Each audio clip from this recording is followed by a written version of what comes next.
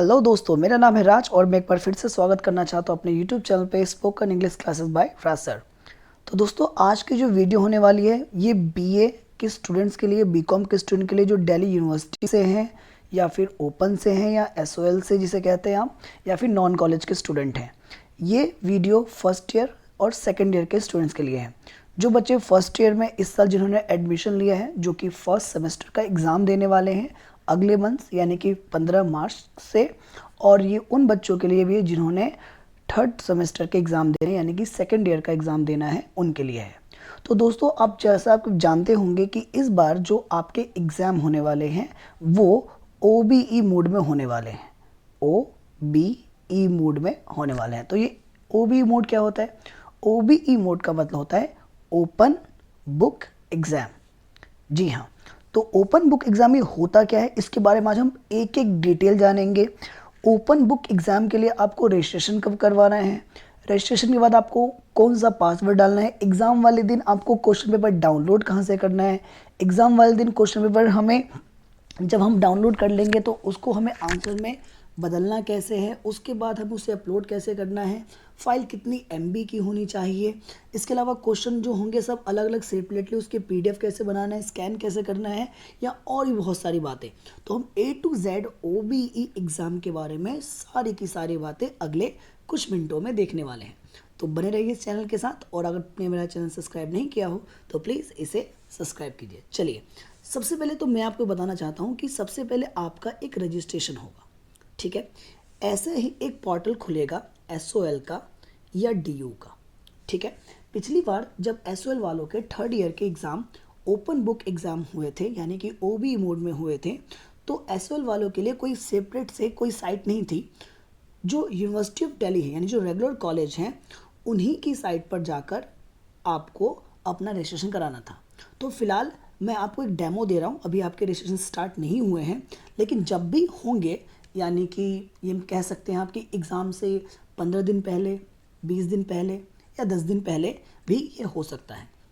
तो आपको मैं बता दूं कि वही बच्चे एग्ज़ाम दे पाएंगे जो OBE रजिस्ट्रेशन कराएंगे। तो अब ये OBE रजिस्ट्रेशन के लिए आपको जाना कहाँ पड़ेगा? तो आपको कहीं ज़्यादा दूर जाने की ज़रूरत नहीं है। आप अपने जो SOL की जो मेन वेबसाइट है वहाँ पर जाएंगे तो वहाँ पर आपको एक लिंक शो हो जाएगा। ये लिंक अभी आया नहीं है, वो लिंक आपको एग्ज़ाम से कुछ दिन पहले दे देंगे, ठीक है। लेकिन वो होगा बिल्कुल वैसा ही जैसा कि मैं आपको अपनी वीडियो में डेमो देके बता रहा हूँ, ठीक है। अगर फिर भी आपको कोई डाउट रह जाएगा तो आप मुझे कमेंट करके भी पर्सनली पूछ सकते हैं, मैं आपको बता दूंगा।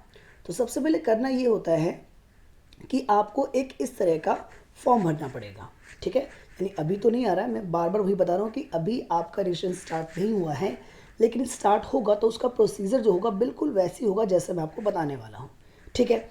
जैसे कि यहाँ पर लिखा हुआ यूनिवर्सिटी ऑफ दिल्ली, तो शायद जब आपका ओपन बुक एग्ज़ाम होगा वहाँ पर लिखा है SOL, ठीक है। तो सबसे पहले ये करना है कि आपको मोड सेलेक्ट करना है। जैसे यहाँ पर आप जाएंगे आप, और यहाँ पर आप क्या सेलेक्ट करेंगे? मोड सेलेक्ट करेंगे, ठीक है। तो मोड क्या होगा आपका, मैं आपको बता देता हूँ। जैसे कि आपका सेमेस्टर है ईयर वाइज, जाहिर सी बात है CBSE सिस्टम है तो आपका सेमेस्टर वाइज होगा। तो आपको पहले सेमेस्टर सेलेक्ट करना है, फिर आपको नीचे आना है और यहाँ पे लिखा हुआ है सेलेक्ट प्रोग्राम। आप यानी आपका कोर्स कौन सा है, BA है, BCom है, ऑनर्स है, पॉलिटिकल ऑनर्स है, इंग्लिश ऑनर्स है, क्या है। तो आप इसे क्लिक कीजिए और इसके नीचे जाकर मान लीजिए कि मेरा BA प्रोग्राम है, क्योंकि ज़्यादातर जो बच्चे होते हैं वो BA प्रोग्राम के ही होते हैं, BCom प्रोग्राम के। तो मान लीजिए मैंने इसको इस वाले पर यहाँ पे क्या किया, क्लिक किया, ये लीजिए। फिर यहाँ पे दो चीज़ें सेलेक्ट हो गई। देखिए यहाँ पे साफ साफ लिखा रहता है स्टूडेंट रजिस्ट्रेशन फॉर्म, ठीक है। और आपको मैं यहाँ दिखा देता हूँ OBE, ठीक है। तो हम बात करेंगे ओपन बुक एग्ज़ाम की। बात करें तो रजिस्ट्रेशन के लिए हमें सबसे पहले क्या करना है, हमें मोड सेलेक्ट करना है कि आपका एनुअल मोड है, सेमेस्टर मोड है। तो आपको पता है आपका सेमेस्टर वाला मोड है, कोई एनुअल एग्ज़ाम तो है नहीं, आपका साल में 2 बार एग्ज़ाम हो रहे हैं। और दूसरा, आपको यहाँ पे अपना सब्जेक्ट यानी जो भी कोर्स आपने चूज़ किया है वो आपको सेलेक्ट करना है। फिर आगे आएंगे, अब यहाँ पर आपको अपना नाम लिखना है, ठीक है। ये जो तीसरा यहाँ पर रहेगा नंबर, इस वाले के अंदर उसको वहाँ पर क्या करना होगा, आपको नाम लिखना पड़ेगा, ठीक है, इस वाले कॉलम के अंदर। तो यहाँ पर आपका नाम आएगा। यहाँ पर नाम वो आएगा जो आपके एडमिट कार्ड पर होगा, यानी कि अभी तो एडमिट कार्ड आया नहीं है तो इसलिए रजिस्ट्रेशन भी स्टार्ट नहीं हुआ है। एडमिट कार्ड पे जो नाम होगा, या कह सकते हो जो आपको आई कार्ड है वही नाम आपको यहाँ पर लिखना है। इसके बाद यहाँ पर लास्ट में एग्ज़ाम रोल नंबर डालना है। अब एग्ज़ाम रोल नंबर क्या है, अभी तो एग्ज़ाम का रोल नंबर ही नहीं आया, वो तो एडमिट कार्ड पे आएगा। तो आपको अभी ज़्यादा पैनिक क्रिएट नहीं करना है। आई कार्ड आपके पास है, फिर एडमिट कार्ड भी आ जाएगा एग्ज़ाम से पहले, और उसके बाद ही रजिस्ट्रेशन स्टार्ट होंगे। तो आपको यहाँ पर एग्ज़ामिनेशन का रोल नंबर भी यहाँ पर फिट कर देना है। उसके बाद डूडल ये करना है, उसके बाद सबमिट करना है। जैसे आप सबमिट करेंगे तो आपका रजिस्ट्रेशन जो है वो पूरा हो जाएगा। अब रजिस्ट्रेशन पूरा होने के बाद क्या होगा मैं आपको बताता हूँ। जैसे ही आप अपना रजिस्ट्रेशन पूरा कर लेंगे, फिर उसके बाद आपको वो इस तरह से यहाँ पर देख सकते हैं, जैसा कि मैं आपको दिखा रहा हूँ। ये देखिए, यहाँ पर आपको फिर आप साइन इन करना पड़ेगा, ठीक है। क्योंकि जब आपका रजिस्ट्रेशन हो जाएगा तो वहाँ पर आपसे एक पासवर्ड मांगेगा वो, यानी कि आप वो पासवर्ड खुद क्रिएट करेंगे और उस पासवर्ड को कंफर्म करेंगे, ठीक है। रजिस्ट्रेशन होने के बाद अब क्या करना है, जिस दिन आपका एग्ज़ाम होगा, मान लीजिए कि आज 15 तारीख और मेरा एग्ज़ाम है, तो आपको वहाँ पर जो लिंक दे रखा होगा ओपन बुक एग्ज़ाम के लिए, वहाँ पर जाना है। और यहाँ पर जो राइट वाला देख रहे हैं आप, ये वाला ओपन बुक एग्ज़ाम का लिखा हुआ है, ओपन बुक एग्जामिनेशन। तो ऐसा एक लिंक खुलेगा आपके एसओएल के वेबसाइट पे, जहाँ से आपसे दो चीज़ें मांगी जाएंगी, ठीक है। ये दो चीज़ें कौन सी हैं, ये दो चीज़ें, पहली जो चीज़ है यहाँ पर वो है आपका एग्ज़ाम रोल नंबर और दूसरा है पासवर्ड। एग्ज़ाम रोल नंबर आपको एडमिट कार्ड पे मिलेगा, और जो पासवर्ड है वो पासवर्ड आप क्रिएट करेंगे। फिर मन में सवाल, सर पासवर्ड कौन सा, कैसे क्रिएट करेंगे? जो आपने पहले अभी रजिस्ट्रेशन में स्टेप बताया वहीं आपका पासवर्ड जनरेट होगा, ठीक है। वो पासवर्ड डालेंगे, उसके बाद डूडल साइन करेंगे और फिर यहाँ पर आपका ये आ जाएगा, ठीक है। फिर आप इसको क्या कर पाएंगे, लॉगिन कर पाएंगे, ठीक है। जैसे आप लॉगिन करेंगे तो वहाँ पर लॉगिन करने के बाद आपको वहाँ पे क्वेश्चन पेपर्स मिल जाएंगे। जैसे मान लीजिए कि मैं यहाँ पर क्लिक करता हूँ ओपन बुक एग्ज़ाम को लेकर, यहाँ देखिए जैसे ये दिखा रहा है कि open book exam schedule for, ये पहले वाले बच्चों का था जिनका एग्ज़ाम हुआ था, ठीक है। तो जब यहाँ पे क्लिक करते हैं तो वहाँ पर क्या होता है, नीचे क्वेश्चंस पेपर के ऑप्शन आते हैं, जैसे जिस दिन जो एग्ज़ाम होते हैं, ठीक है। तो आपको क्या करना है, उन क्वेश्चन पेपर में से, ठीक है, जैसे मैं आपको दिखा देता हूँ, click here to view scheduled paper. तो आपको क्या करना है, जैसे इस पर क्लिक करेंगे रजिस्ट्रेशन के बाद, अपना पासवर्ड डालने के बाद, तो वहाँ पर बहुत सारे क्वेश्चन पेपर होंगे। तो उस दिन अब जैसे मान लीजिए एक वर्ड आ रहा है, हमें लिखिए रिफ्रेश पेज, तो यहाँ पर अभी कोई क्वेश्चन पेपर नहीं है क्योंकि लिखा हुआ है देयर इज़ नो एग्ज़ाम, अभी कोई एग्ज़ाम की डेट ही नहीं है। लेकिन जिस दिन आपका एग्ज़ाम होगा वहाँ पर ये नहीं लिखा हुआ आएगा, बल्कि इसके नीचे 8 पीडीएफ या 10 पीडीएफ के ऑप्शन होंगे। वो पीडीएफ क्वेश्चंस के होंगे, यानी कि क्वेश्चंस पेपर के होंगे। उसमें से जो भी आपका एग्ज़ाम है, लगता है आपका हिंदी ए का है, हिंदी बी का है, हिंदी सी का है, लिटरेचर का है, फ्लुएंसी का है, या फिर AECC वाली इंग्लिश का है, कम्युनिकेशन इंग्लिश का है, किसी भी चीज़ का है, तो आपको देख के उस पर क्लिक करना है, यानी डाउनलोड करना है। तो सबसे पहले जब आपका ओपन बुक एग्ज़ाम होगा तो जाहिर सी बात है, सबसे पहले तो हमें क्वेश्चन पेपर डाउनलोड करना है। कुछ लोगों के मन में सवाल है कि भैया हमें टाइम कितना मिलेगा, सर हमें टाइम कितना मिलेगा ओपन बुक एग्ज़ाम के लिए। ओपन बुक एग्ज़ाम के लिए आपको पूरे 4 घंटे मिलेंगे। 1 घंटा जो होता है वो क्वेश्चन पेपर डाउनलोड करने के लिए और आंसर शीट को अपलोड करने के लिए दिया जाता है, बल्कि जो 3 घंटे होते हैं हमारे, उसमें हमें क्वेश्चन आंसर करने होते हैं, ठीक है। क्वेश्चन आंसर अगर आपका 2 घंटे में हो गया तब भी कोई दिक्कत नहीं, पहले हो गया तो पहले स्कैन कीजिए, पीडीएफ बनाइए और उसको उसके पोर्टल पर जाके अपलोड कर दीजिए। मैं आपको वही बताऊँगा कि अपलोडिंग का सीन क्या होता है और कैसे यहाँ पर बताया जाता है, ठीक है।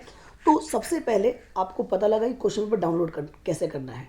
मैं फिर कह रहा हूँ कि जब अगर आपने रजिस्ट्रेशन नहीं कराया तो आप ओपन बुक एग्ज़ाम नहीं दे सकते हैं। आप ये मत सोचिए कि आपने एडमिशन ले लिया, आपने एग्ज़ाम फीस भर दी, तो जैसे नॉर्मली होता है कि हम पेपर देने चले आते हैं, अपना एडमिट कार्ड आ जाता है, ऐसा नहीं होगा।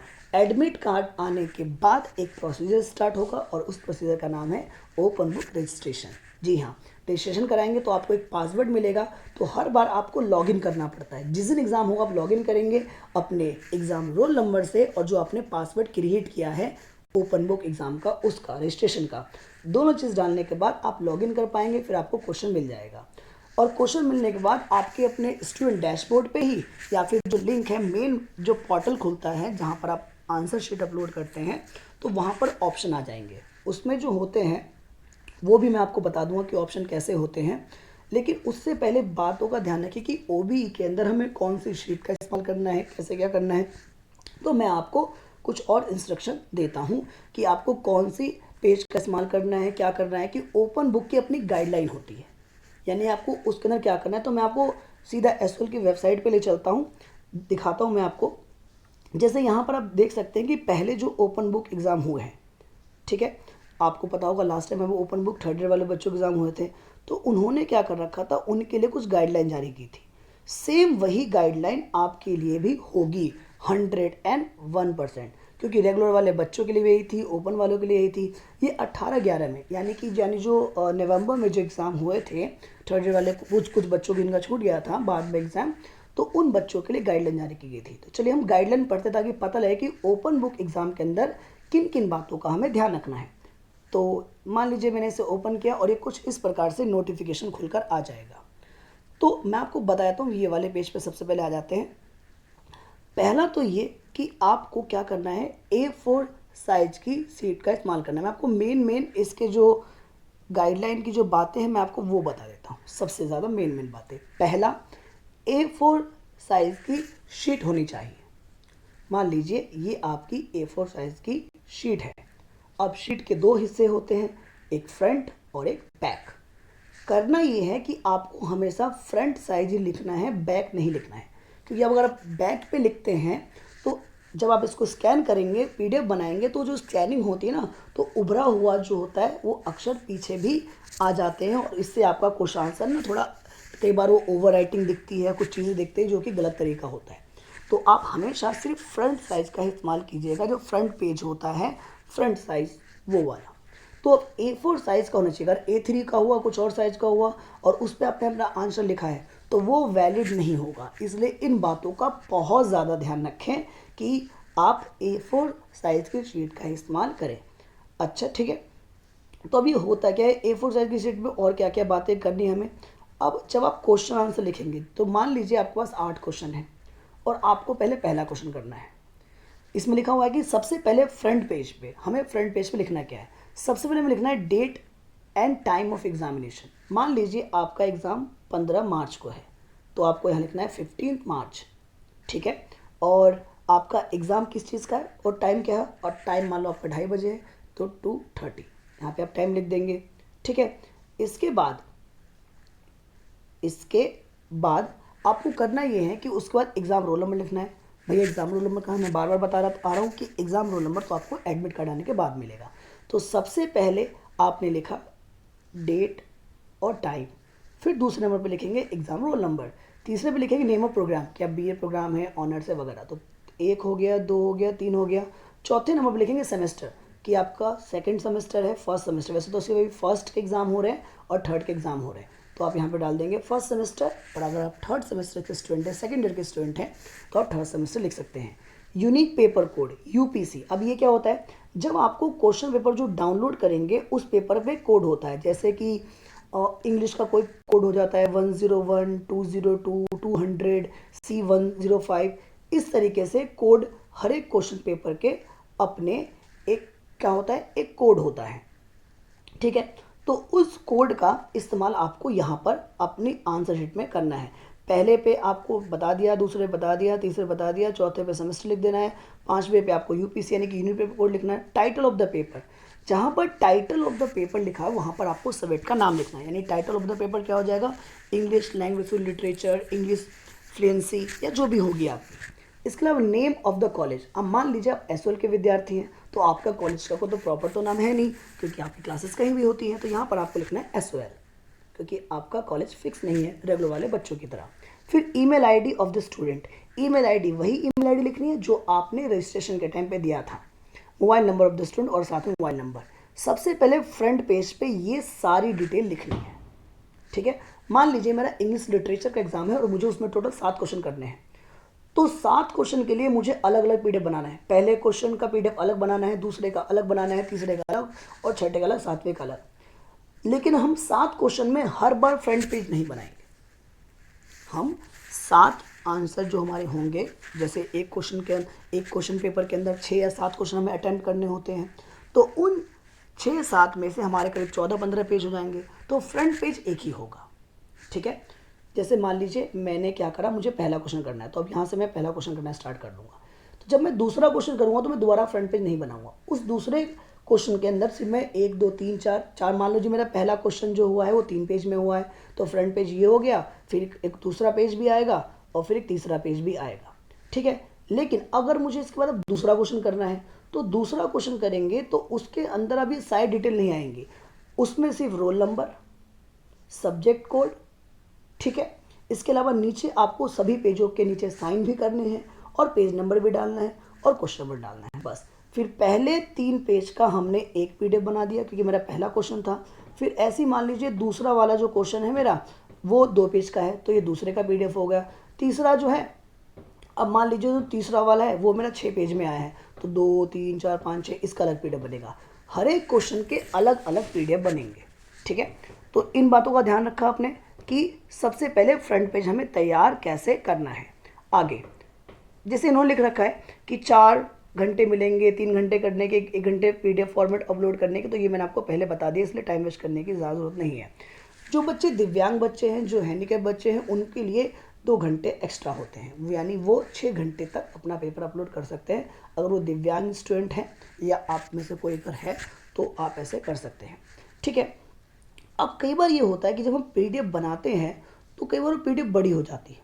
पीडीएफ क्या हो जाती है? बड़ी हो जाती है। तो आपको एक इंस्ट्रक्शन दिया होता है साफ साफ, मैं इसको पढ़ के बताता हूँ। Student should scan the answer sheet question wise, जाहिर सी बात है क्वेश्चन वाइज करेंगे, and upload the respective PDF. उन अलग अलग क्वेश्चन को पीडीएफ बना के अपलोड करना है ओबी के पोर्टल पे। ये पोर्टल, मैंने क्या कहा, जब एग्जाम होगा तो ये पोर्टल भी अपने आप ही एसओएल की वेबसाइट पे शो होगा। The file size of each answer, मैंने क्या बताया था कि आप मान लीजिए कि आपका लिटरेचर का एग्जाम है और आपके 7 क्वेश्चन आए हैं, तो 7 क्वेश्चन के अलग अलग पीडीएफ बनेंगे, सारे कंबाइंड नहीं बनेंगे। ठीक है, तो अब होना ये है कि 7 MB लिमिट होनी चाहिए, यानी कि फाइल साइज जो है ऑफ ईच आंसर्स, यानी अगर आपके टोटल 7 आंसर है तो उसमें से जो एक आंसर होगा, अब एक आंसर 3 पेज में भी आ सकता है, 4 में भी आ सकता है, 5 में भी आ सकता है, डिपेंड कि मेरा क्वेश्चन कैसा है, तो वो 7 MB से ज़्यादा की नहीं होनी चाहिए। ठीक है, तो इन बातों का आप लोग खास ख्याल रखिएगा। कई बार हम लोग लिख देते हैं ज़्यादा, कई बार ये होता है कि हम जब फ़ोन से पीडीएफ बनाते हैं तो पीडीएफ की साइज़ बहुत ज़्यादा होती है। कई बार एक एक फ़ोटो जो खींचेंगे, मान लीजिए हमने लिखा, उसके पहले क्वेश्चन के 4 आंसर शीट हुए, हमने पहला पेज क्लिक किया, दूसरा क्लिक किया, अब जब 2 का साइज़ हमने देखा तो वो फ़ोटो जो है, कुछ फ़ोन की जो हम जब फ़ोटो खींचते हैं उसका साइज़ ही इतना ज़्यादा, पीडीएफ बना रहे हैं तो 4 पेजों में वो 24 MB हो गया, तो ये फिर अलाउड नहीं होगा, आपका आंसर बेकार हो जाएगा। उस समय वो जो पोर्टल होगा आपके आंसर को एक्सेप्ट ही नहीं करेगा। ठीक है, तो इन बातों का आपको ख्याल रखना है। ठीक है, तो अभी तक हमने जो बातें की, एक बार जरा उसको मैं बता देता हूँ कि हमने क्या क्या बातें की अभी तक हमने जो बातें की उसके अंदर हमने ये बातें की कि कैसे सबसे पहले हमें क्या करना है। मैं बता देता हूँ कि सबसे पहले कैसे हमें रजिस्ट्रेशन करना है। ठीक है, मैंने आपको बताया अभी कि सबसे पहले आपको क्या करना है, रजिस्ट्रेशन कैसे करना है, ये देखिए, ये बताया मैंने। दूसरा मैंने आपको ये बताया कि इसके बाद रजिस्ट्रेशन करने के बाद आपका जो साइट होगा मेन, वो कैसे खुलकर आएगा। ठीक है, तो उसमें क्या करना होता है, हमें ओबी एग्ज़ाम के लिए हमें क्या करना होता है, दूसरे नंबर पे हमारा जिस दिन हमारा एग्ज़ाम होगा उस दिन हमें अपना फिर से क्या करना पड़ेगा, एग्ज़ाम रोल नंबर डालना पड़ेगा और वो पासवर्ड डालना पड़ेगा। जब आप रजिस्ट्रेशन करेंगे तो पासवर्ड अपने आप जनरेट हो जाता है।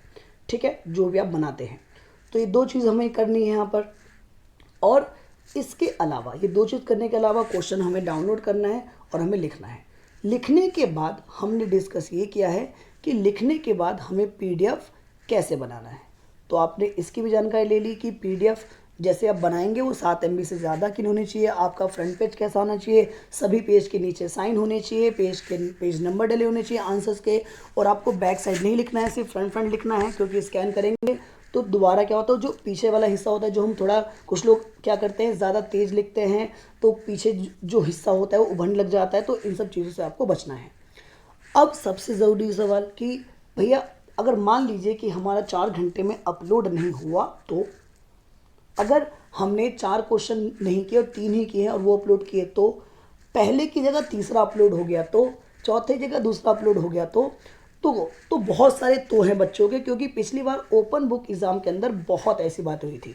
ठीक है, मैं आपको दिखाता हूँ अब वो चीज़ आके कि कैसे इसके अंदर जो होता है कि आप जब बात करते हैं, जब आप लिख देते हैं, सब चीज़ कर देते हैं, तो अपलोडिंग के समय ऑप्शन कैसे खुलते हैं। तो आपको मैं थोड़ा सा 1 सेकंड लूँगा आपका जल्दी से मैं, और फिर मैं आपको बताता हूँ। ठीक है, चलिए ज़रा इस पर चलते हैं एक स्टूडेंट के पास जिन्होंने भेजा था। चलिए ठीक है जी, मैं आपको बता देता हूँ कि आपका सबसे पहले क्या क्या होगा। ठीक है, ये देखिए, जिस दिन आपको अपना आंसर अपलोड करना होगा, ठीक है, यानी जब आपका क्या हो गया, मेनली मैं ये बताने की कोशिश कर रहा हूँ कि जिस दिन आपका एग्ज़ाम होगा, ठीक है, जिस दिन आपका एग्ज़ाम होगा तो आपने वही क्वेश्चन आंसर बना लिए, सब कुछ हो गया। अब मान लीजिए उस दिन एग्ज़ाम जो था, पेपर कोड है ये C115, मान लीजिए किसी आपके सब्जेक्ट का है, तो आपको क्या करनी है, आपको अपनी गैलरी के अंदर PDF बना के रख लेनी है। जो फाइल होती है, PDF फाइल्स होती है जहाँ पे रखी रहती हैं, यहाँ पर ऑप्शन आता है चूज़ फाइल। तो आप जैसे ही क्लिक करेंगे तो आपके फ़ोन के बहुत सारे ऑप्शन खुल जाएंगे कि आपका ये वाला PDF भी है, ये वाला PDF भी है, ये वाला PDF भी है। जब आप PDF बनाएंगे तो PDF का नाम सब्जेक्ट के अनुसार रखिएगा और कोड के हिसाब से, क्योंकि यही गलती बच्चे करते हैं कि वो चारों आंसर्स लिख लेते हैं। तो यहाँ पर आपको ये करना है कि जिस सब्जेक्ट का होगा, जैसे यहाँ पर तो एक ही ऑप्शन दे रहा है आपके टाइम पे, ये 1 2 3 4 choose file upload, choose file upload, choose file upload, ऐसे ये 4 ऑप्शंस होंगे। इन 4 ऑप्शन के अंदर या 5 ऑप्शन के अंदर, यानी जितने आपके क्वेश्चन कंपलसरी होंगे उतने ऑप्शन होंगे। मान लो 6 क्वेश्चन है तो ये 6 ऑप्शन देंगे, choose file upload, choose file upload.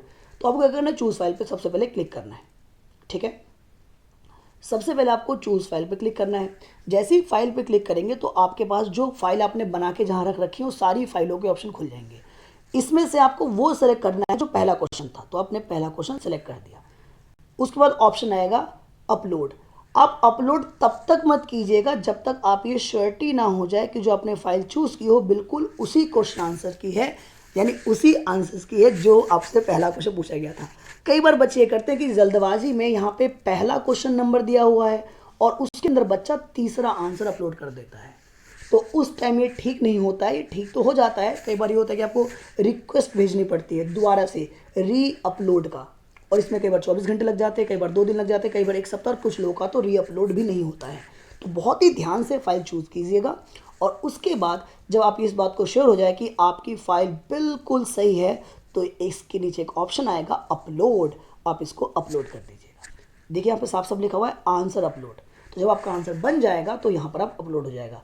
ऐसे ही पहला हो जाएगा, दूसरा हो जाएगा, तीसरा हो जाएगा, चौथा हो जाएगा, पाँचवा हो जाएगा।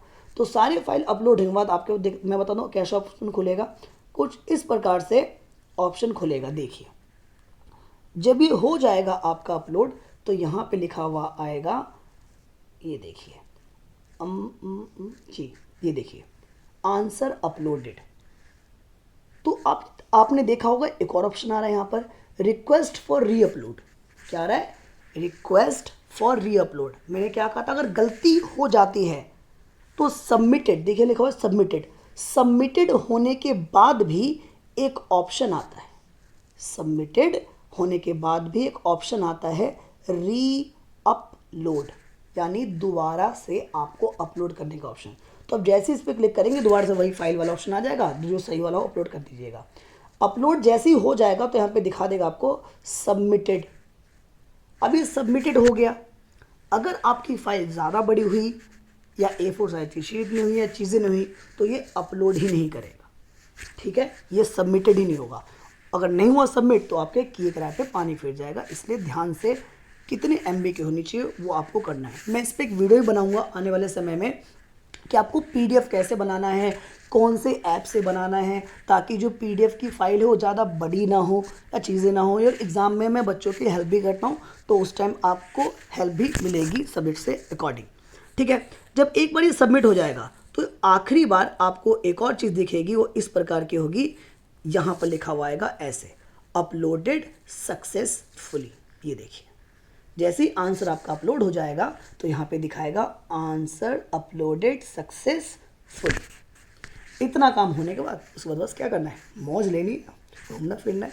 जी हाँ, कुल मिला के आपकी सारी मेहनत, तब आपके चेहरे पे 3-4 घंटे इतनी टेंशन रहने वाली है जब तक आपका सारा काम हो नहीं पाता। क्योंकि बच्चों को लगता है कि यार ओपन बुक एग्ज़ाम है तो घर से देना है, लेकिन ओपन बुक एग्ज़ाम में बहुत सारी प्रॉब्लम आती हैं। प्रॉब्लम कैसी प्रॉब्लम, उस दिन हो सकता है आपका नेट ना चले, साइट बिजी रहती है, कई बार साइट क्रैश हो जाती है, कई बार क्वेश्चन पेपर आने का टाइम जो होता है, मान लो आपका 2:30 बजे पेपर है, क्वेश्चन पेपर आपका 2:30 बजे आना था, लेकिन कई बार 3-3 बजे तक क्वेश्चन पेपर ही नहीं आता, फिर भी आपको एक्स्ट्रा टाइम नहीं देते वो लोग, वो बस उतने टाइम में आपको अपलोड करना है जितना आपको बताया गया है।